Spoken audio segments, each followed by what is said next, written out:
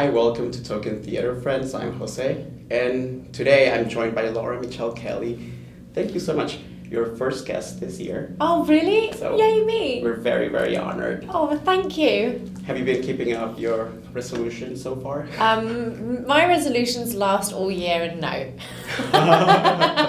And you know what? They've gone on for over a decade, my resolutions. Be more organised, be really good with money, there's so many things. Like, be better at, business stuff, all that kind of thing. And no, I'm not going to change. So I just embrace it and try to live each day as if I'm free. Well, I mean, you're going to have a great start to the year singing at Carnegie Hall. I know! That's like incredible. Yeah, And I was really excited when they asked me. I'm getting to sing with the wonderful Max von Essen, who was my Freddie and my Fair Lady in the Kennedy Center and in Santa Barbara. And so when they asked me to be a part of it, I jumped at the chance. Yeah, and you're going to be doing a program of Rodgers and Hammerstein songs. Yes, and I was at Steve Reinke's house last night, who's God. the musical director and conductor. And we had a brilliant time. It's all different kind of singing that I haven't done for a while. More soprano, and there's Rodgers and Hammerstein musicals that haven't been very well known even now. So we're doing some songs from the 50s and 60s that people may not have heard of.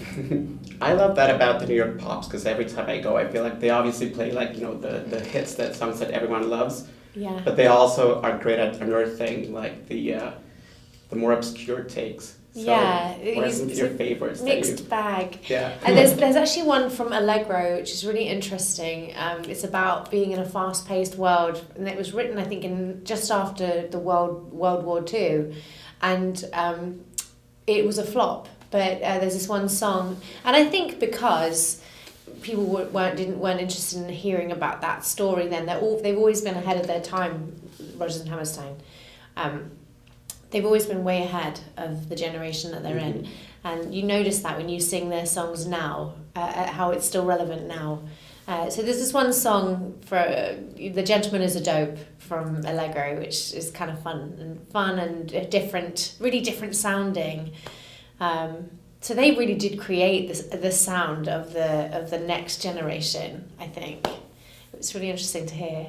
Do you remember what was the first time you heard the Rodgers and Hammerstein song? Say The Sound of Music? Yeah, The Sound of Music. I was watching a VHS of Julie Andrews over and over and over again as a child.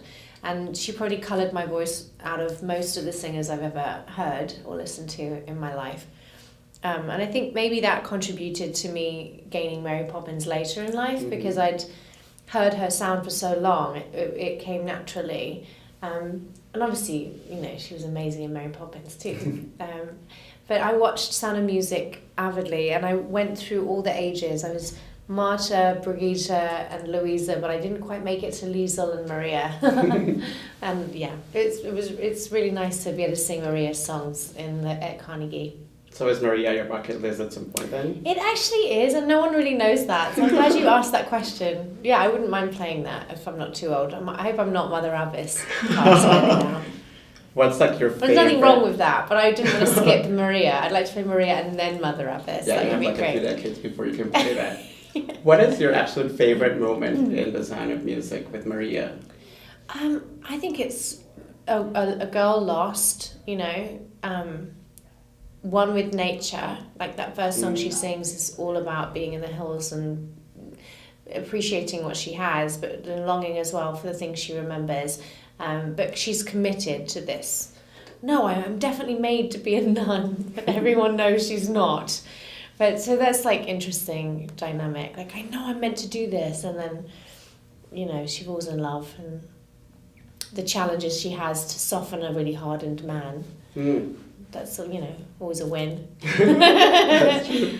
I read that you grew up on a farm, and I wonder if you ended up like spending lots of time recreating the famous trail around the hills. I actually did. I grew up surrounded by fields and a long road, excuse me, a long road that all my relatives lived down. It was a really magical upbringing, and it was a dairy farm, so I learned how to milk cows.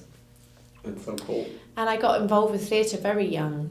Really, it was just the musicality of it all. I got really attracted to it. Didn't really know you could ever get paid to do what we do, if you're lucky. And when I auditioned for Beauty and the Beast in London, which was the first time I'd ever really been to London, second time I'd ever been to London, I was gobsmacked by Beauty and the Beast, and I auditioned for the open call, and that was my big break. And it even to this day, it's kind of amazing the people along the way who have had faith in me and pushed me, and I'm still astounded that they pick me, if they do.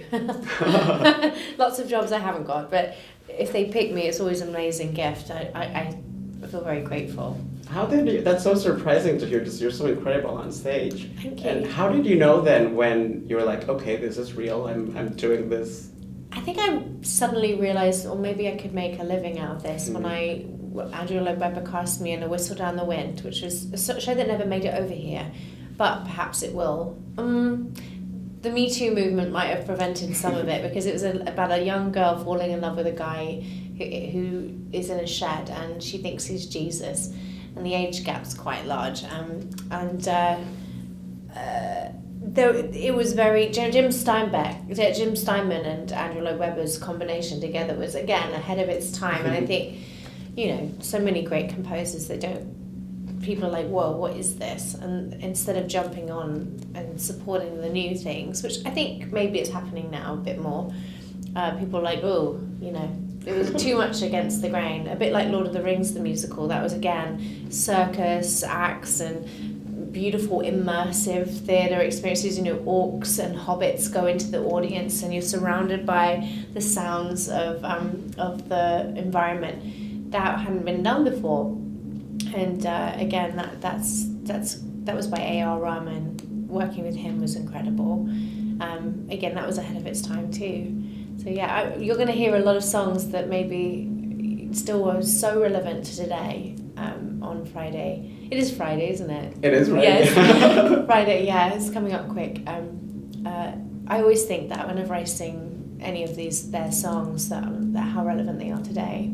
I wonder, because you've done Lord of the Rings, obviously, and you flew across over the audience in Mary Poppins. And what's it like? What's the difference for you as a performer getting to be in those huge productions, right, with the special effects and the rigs and all of that, and then just singing with an orchestra? I think the Sitzprobe or the Vondelprobe is definitely my favorite part of the process, because by then you've done all of the work, the orchestrations have been written, and everyone is there to now we're going to do it in front of an audience. Once they show up, and it's nerve-wracking, you suddenly realize the gift that you have. Up until then you've been trying to find it. By the time the orchestrations are written, usually, and unless you have an amazing development process like we did with Finding Neverland, which even after we had the orchestrations done, it all changed all the time. But usually it's pretty set by then, and you realize what you have in your hand, and it's very exciting. You are no stranger to literary adaptations, and I wonder if there's a book that you loved growing up that you would love to see turn into a musical and obviously star in. That's a great question. No one's asked me that before.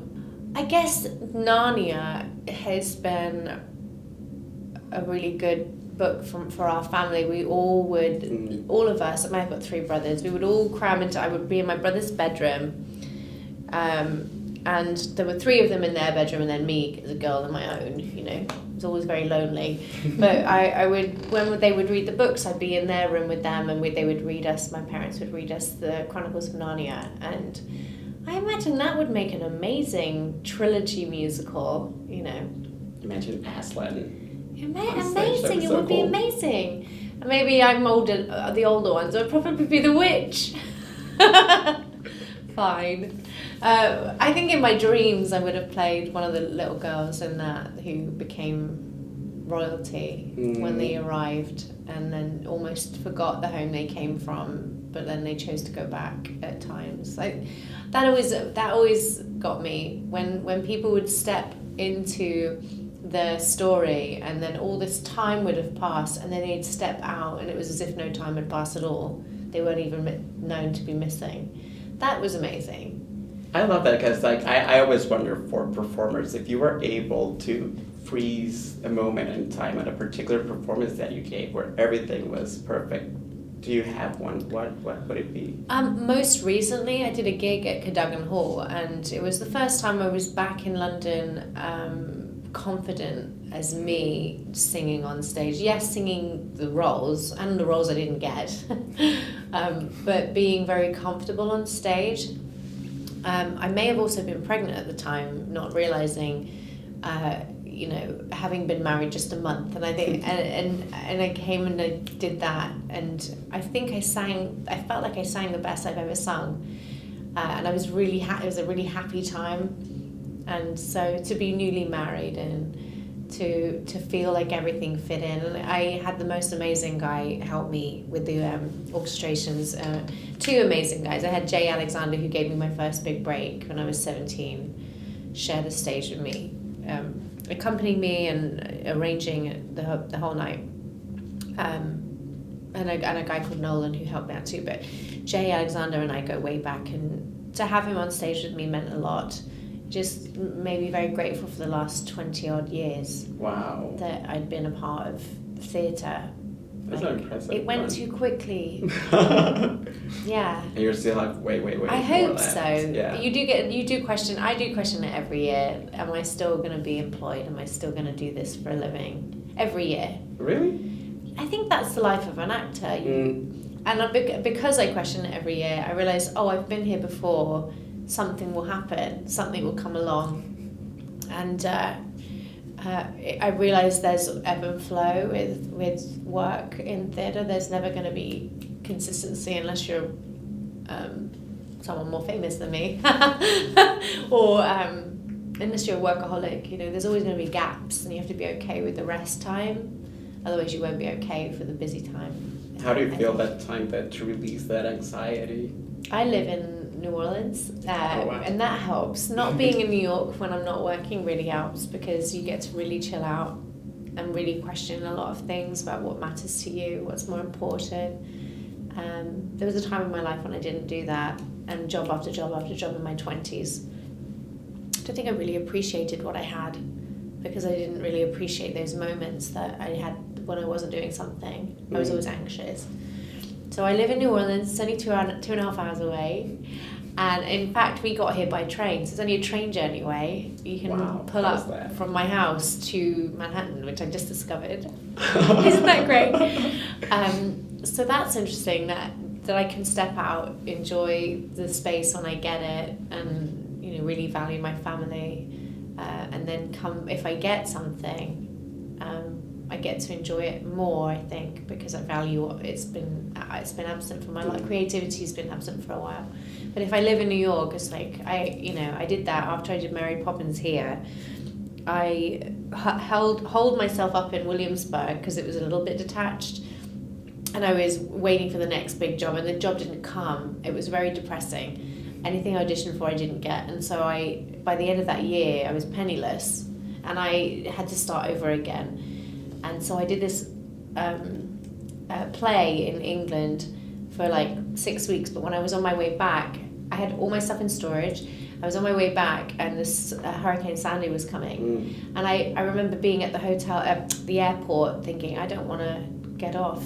I don't want to leave this airport. Where was the last time I remember being so filled with hope for the future? Because a year of not working had been really tough on my everything, identity, I guess. And I hopped on a plane to LA, and I didn't leave for a year and a half. Well, I say I didn't leave. Every month there would be a concert here, or a job, or an opening over here that I would go to.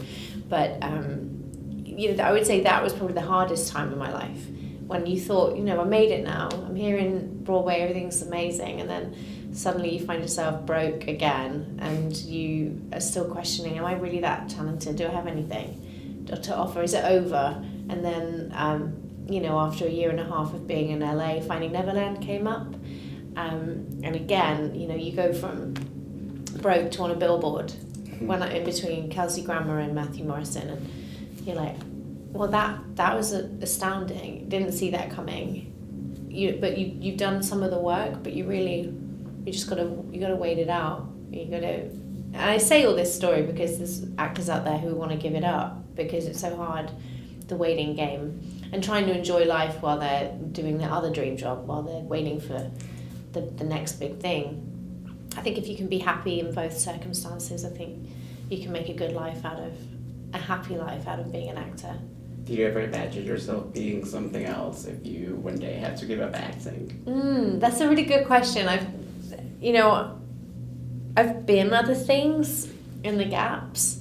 I think one thing that I would really, really love to do more of is teach, to share now I actually feel like I have something I can share. And if it's only an encouragement to whoever comes asking a question, can I encourage you? It gets better. And it's not always this hard. And you're a light even whether you're not on stage or not. You know, even if you're working in some obscure place, you're bringing a light and a truth to that person in that situation. It doesn't have to take an audience of 1,000. You can have an audience of one person you meet that day that you give your light to, and you communicate something greater to them, which essentially is what a lot of acting is about, communicating a story, a light, a chance, an encouragement on stage or on TV. I love that you say that because you also played one of the most beloved, I guess, teachers of all time in The King and I. Oh yeah, that was a great experience. I loved it so much I stayed 18 months on the road. Wow. And I did not anticipate that. I thought 6 months I can handle, but ended up falling in love with the people backstage. I didn't want to leave them. I felt very committed, and it was such a great version of the story Bartlett Sher had given us. I really enjoy his direction, and he cares so much about it that he will even come out onto the road and keep it going. He's not one of the directors which I don't diss them for not coming, but they normally don't. Bartlett Sher was every few cities he'd come and check up on it, and it was very vocal, very supportive, very good team he put around us all. That was such a gorgeous production. And I wonder, after you did it for so long, what did Anna teach you? Oh my goodness, patience. The trouble I had was the traveling every Monday. That would really stress me out. I really, hats off to anyone who just lives the tour life, because it is not easy. It's fun, but it's not easy. So the trying to pace myself, and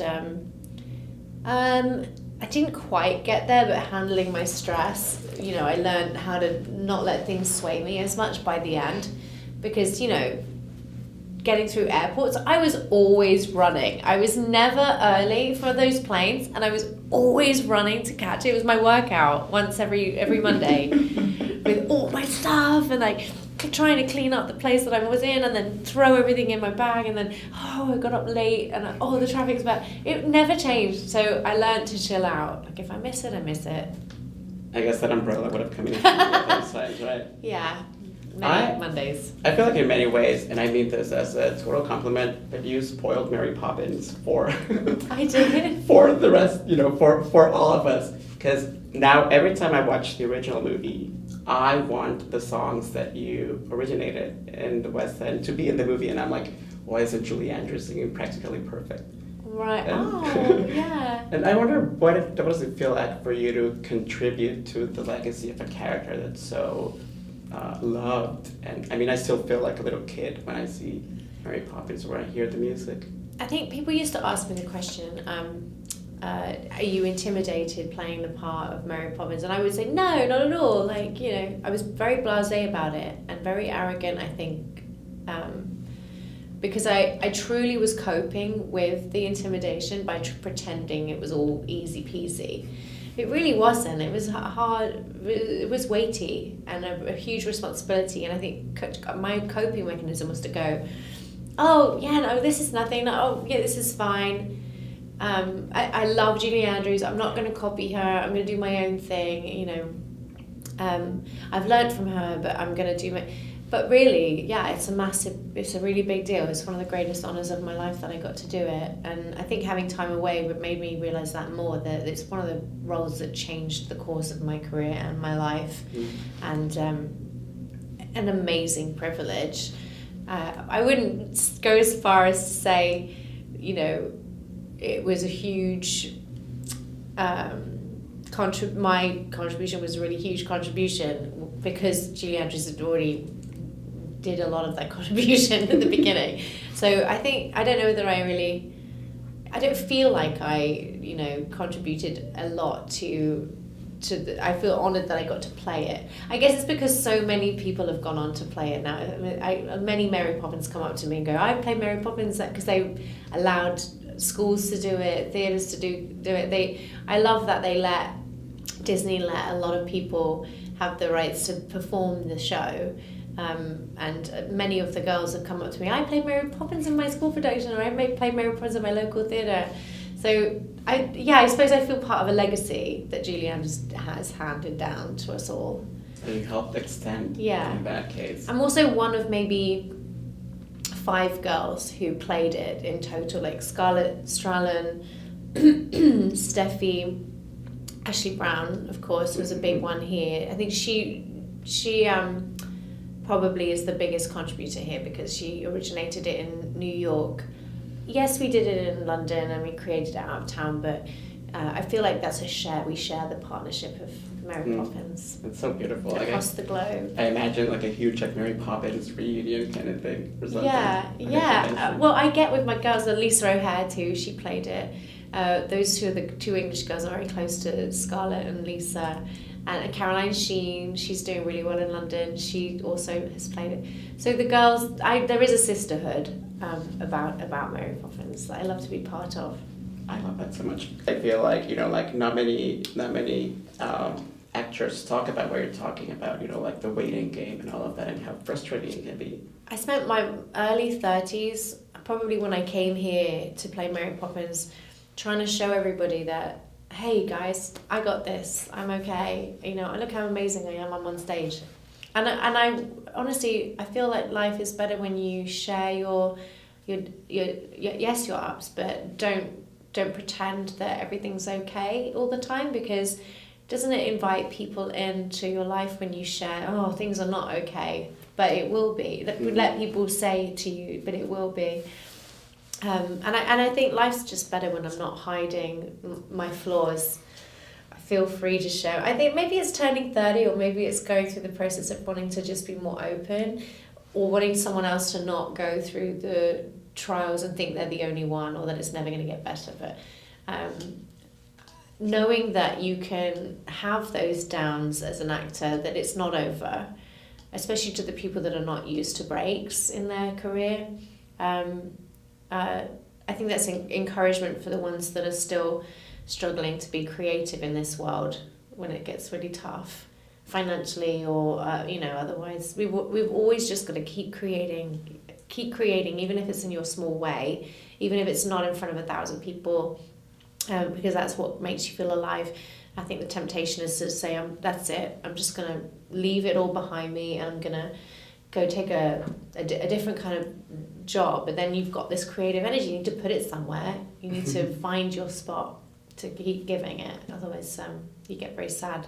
I learned that in the journey. So if you were to pick like your theme song for all the things that you're talking about right now from one of the musicals that you love the most, which would it be? Oh gosh, that's a really difficult question. I'm sorry. No, there's so many great songs, isn't there? As you said, what is there one that I find very inspiring is Back to Before from Ragtime. We did a version of it at Ellis Island. It was a really magical moment and taught me the power of saying yes.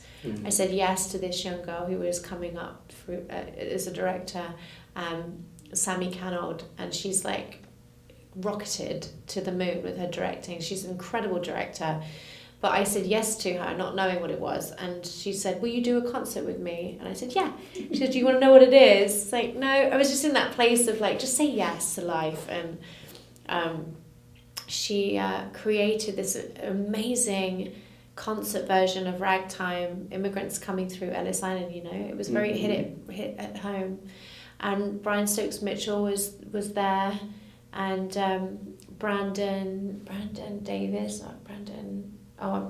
Victor Dixon. Isn't he amazing? So brilliant. Amazing, and he contributed. He was there playing the main guy, and so many incredible other people. Like everyone was a name, but I have a brain fart right now because the baby keeps me awake.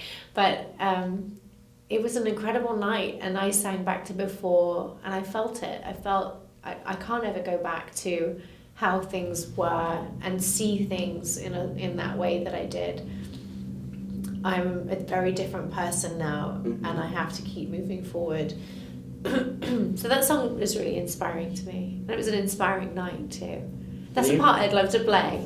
Right, like on a longer run, because I missed that. I was like, it's one of the biggest cases of FOMO that I've had in my life. That I not making it there. Like, no. It was really crazy. The sound in that room was so difficult to do, and they just really nailed it at the end. We had a big choir behind us. You had Andy Mientras playing my brother. It was brilliant. And you played Mother in Ragtime, and through your career you played, very maternal figures. And I wonder if you're okay answering this. What are some musicals that you're just like to teach to show your baby? That I did. Well, you know what's so funny is as soon as I had the baby, I questioned, will I ever work again? Which is the same thing. I always do that.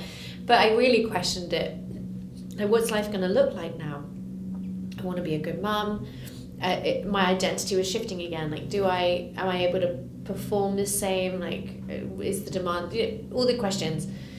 And it's really amazing that as a woman, I wouldn't immediately just assume work would continue. I felt like I had to question it because I was a woman. And I questioned that. And that was kind of an awakening.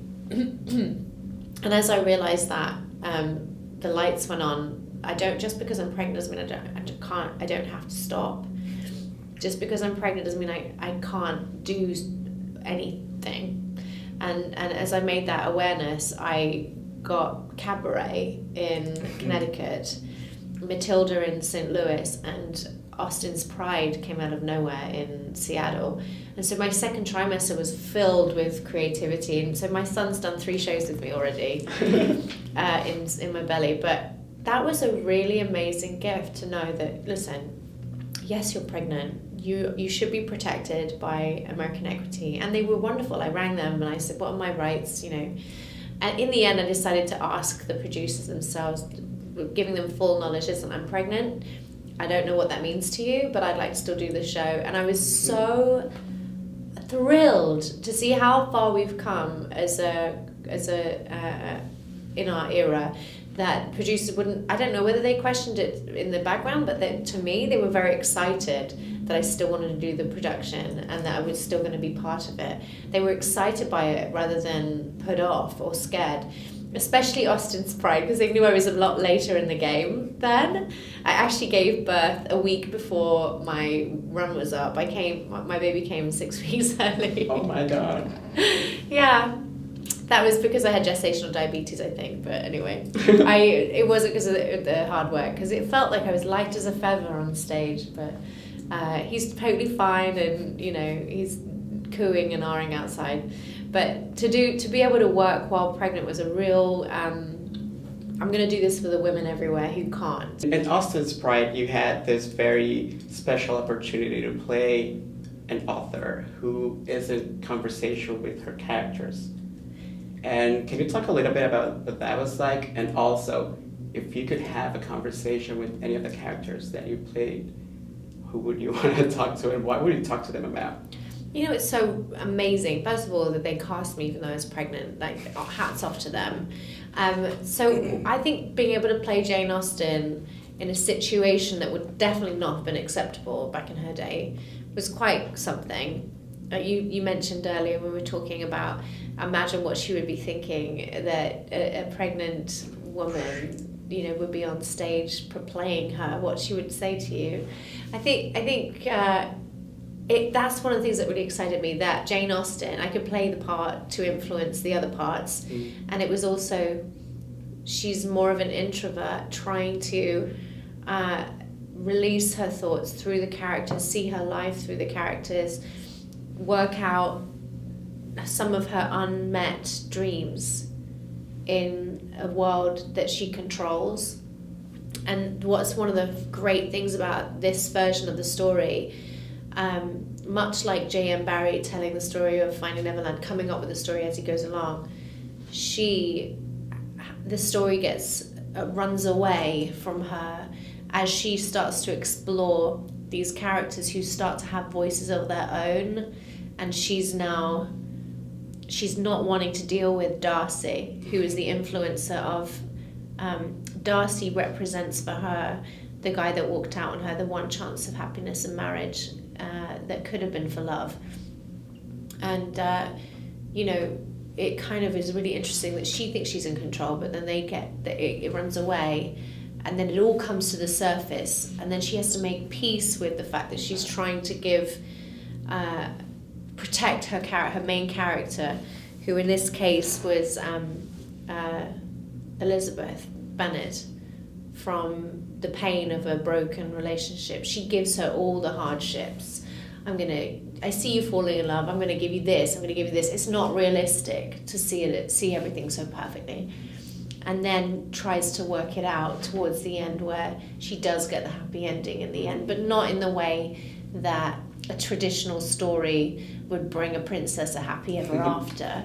It would be in a way that's more rooted in honesty and depth, and it's great that it worked out for you. It didn't work out for me, but I'm going to be happy for you. That exploration of the characters is amazing. It's so beautiful. Played by Olivia Hernandez. She was incredible to work. We were like sisters on stage, and she was supposed to represent a lot of my inner dialogue and quirks, but she had a whole thing of her own that just was beautiful to watch every day. Did it make you, because Pride and Prejudice is my favorite book of all time. I love it. Like every time I feel like I need some solace, I go and reread Pride and Prejudice. Really? And, yeah, I love it so much since I was like a teenager. And I wonder if playing Jane Austen in any way helped you see her work in a new way. Like, did it give you any new insight? Yeah. I mean, to hear Elizabeth speak so eloquently the one-liners that Jane came up with was, I mean, I always try to learn stuff from the characters I play. Like, I remember playing Mary Poppins once and saying, wow, literally while I'm doing it, thinking, gosh, I wish I was more like Mary Poppins. Like, her stuff. I really wish I could be more like her. She's got it all together. She's perfect. She fixes everything. And then I was like, wait a second, I'm playing it. Maybe there's some elements I can bring to my own life that I could choose to bring. I mean, I don't know. That's the worrying question with an actor. But can you really be true to yourself and bring those character traits forward into your own life? Because you conjure them up out of you somewhere in order to play them. But Jane Austen, yeah, I would love to be more eloquent. I don't think that's ever going to happen. All that to say, I don't think I'm ever going to be able to write like who would be able to write like Jane Austen, or who would be able to write like Shakespeare, but how brilliant would it be if in some way, if I was ever a writer, that I could find my own way of communicating in the way these amazing geniuses did. Maybe next time in between shows, right? Yeah, I have to go back to school. Thank you so much. It's been a true pleasure speaking to you. I've loved every second of this. Thank you. Would you like to invite our viewers to see you on Friday and tell us about everything you're doing? Please come on Friday to Carnegie Hall to watch me and Max von Essen and Stephen Reinecke and Essential Voices at Carnegie Hall play all the Rodgers and Hammerstein favourites and some that you've never heard before. Please come. Yeah, it's just going to be amazing. Happy New Year, and I wish you have a wonderful 2020. Thank you. Thank you again. Same.